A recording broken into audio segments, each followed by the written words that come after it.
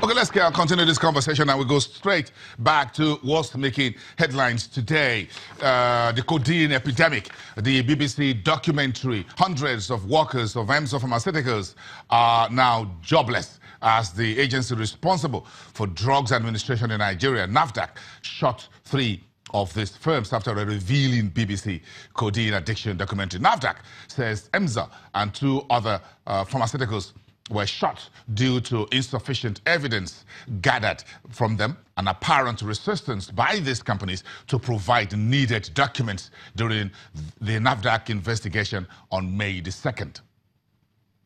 The agency says the closure of the drug makers in Lagos and in Ilorin, Kwara State will therefore allow for full and comprehensive investigation. Meantime, NAFDAC says the companies could be reopened but that will depend on the level of cooperation that the NAFDAC and other investigative agencies are shown during this comprehensive audit that they are currently undertaking.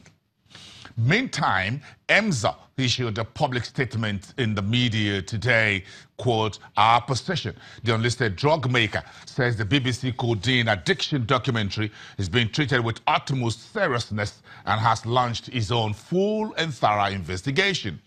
EMSA says the company is a responsible and ethical company with over 120 product lines, all under license from NAFDAC. The company says the production and distribution of Emzoline with codeine has been stopped, pending an in-house thorough review.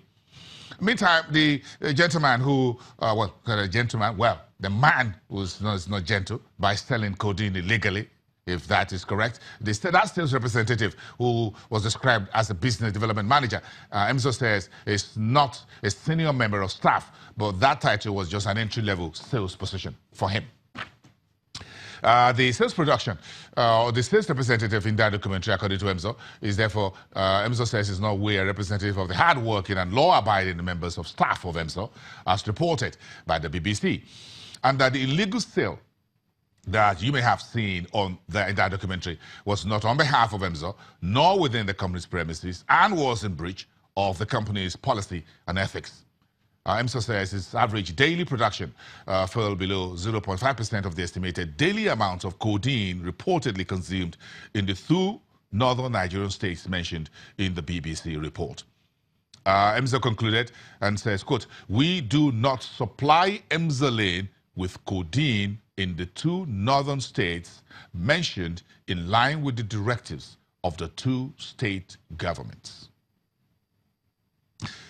Meantime, Nigeria reportedly spent $36 billion to bring in petrol products between the year 2013 and 2017. That's what a central bank official told the House Representatives ad hoc committee probing some of the issues there around petrol imports. And that petrol is one very naughty issues that we're still grappling. But let's talk about the state of the economy and the markets and how we bring all together in the new month of May. And we're just getting the 2nd week underway.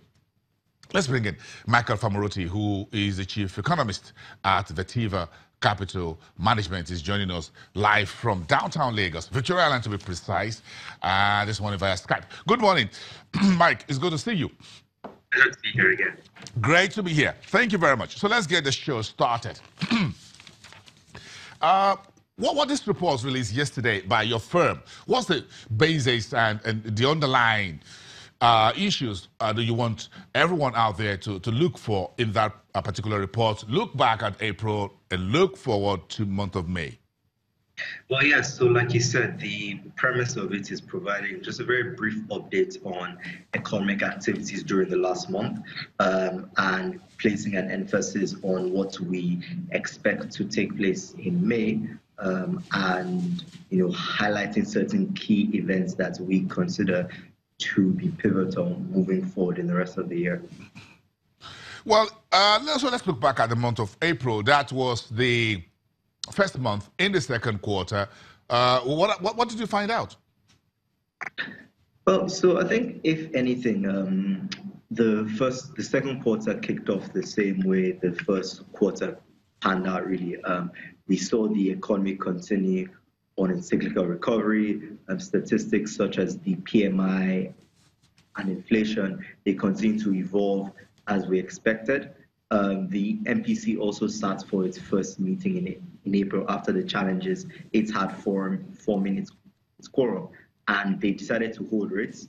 Unfortunately, they didn't provide sort of clear forward guidance in terms of their rate plans. That said, the central bank governor was on record at the IMF meeting sometime at the middle of last month, speaking again about the intention to lower rates at some point. Right? So the story was quite similar to what we had seen, and I guess some of the other key events were the fact that the Bates program was extended beyond the March 31st deadline, and the president announced that he was going to rerun for a second term.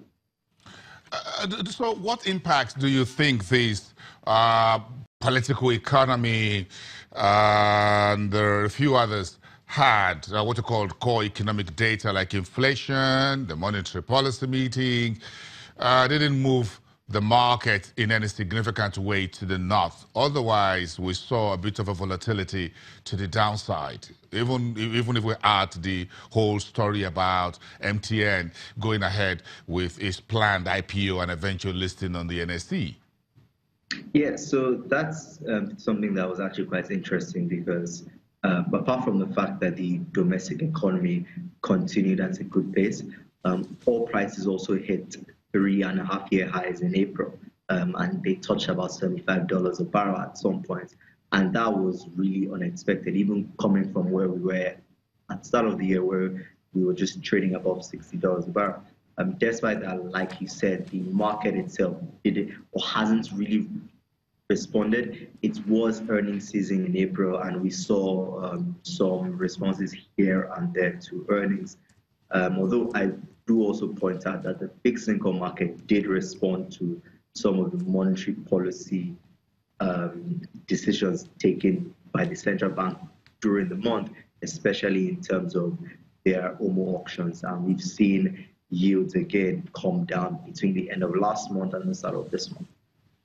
Yeah, so if we have the fixed income space benefiting from some of these stories, but the equities market was largely lackluster. If you look at where we are today, we're around 7.66%, where we had a few gains over the last few sessions, but not significantly, even though we had the full year numbers, but then we had the first quarter from the bellwethers on the market. So, but we'll return to the equities market, to the market in a short while. Let's look at the month of May, which we're just getting into right now. Do you think there are key issues, stories, headlines that we should be on the lookout for? Tell us about this. Yeah, so there are a couple of them. I think the first one to mention is the decision to be taken by the US president on whether he's going to renew the nuclear deal with Iran. So those that were following the story in 2015 would remember that the sanctions were lifted, and that sort of thawed relationships between the US and Iran. Naturally, President Trump has been a lot less forgiving, and at the moment it's unlikely, or it seems difficult to see whether he's actually going to extend that deal. Now, what that does is that it does introduce another layer of uncertainty to the oil market as well as the general global political space. So I think that's probably the first one coming up that we want to be paying attention to.